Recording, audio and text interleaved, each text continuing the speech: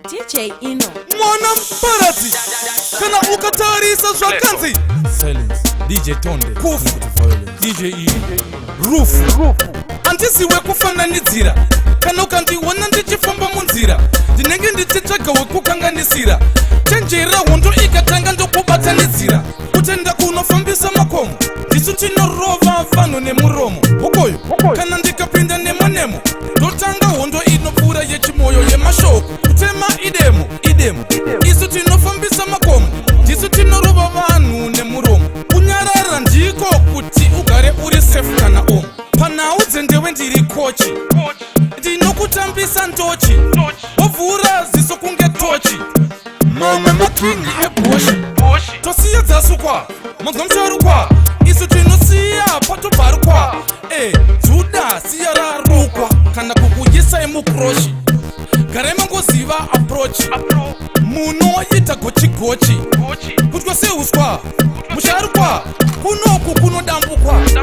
kutenda kunofambisa makomo ndisu tinorova vanhu nemuromo ukoyo kana ndikapinda nemo ndotanga hondo inopfuura yechimoyo yemashoko kutema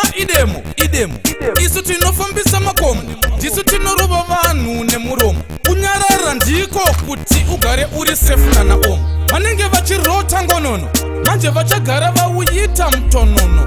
nekuti vakatangisa mabororo ndisu tinovaratidza chitororo madinga ngaabvise kunge buwe kana tangodaidzira kuti proof that buwe fire katsandei taimu vashowe kuti madinga agara hatirovi when I wake up patoni neground nemamakeup nekuti ndinomuka ndichirova mapressups ndisati ndarova makapu sati ndachenda pawhatsapp ndinojima nemuromo simbi ndinorova nemuromo kudojo remawedzi ende ndovatyora kunge nzimbe dzechiredzi DJ Ino kutenda kunofambisa makomo ndisu tinorova vanhu nemuromo ukoyo kana ndikapinda nemo ndotanga hondo inopfuura yechimoyo yemashoko kutema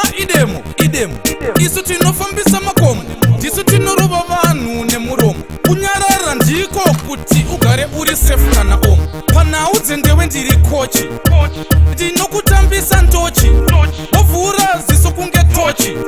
mamwe makingi ebhoshi tosiya dzasukwa mazomsharukwa isu tinosiya patobharukwa dzuda siya rarukwa kana kukuyisa emukroshi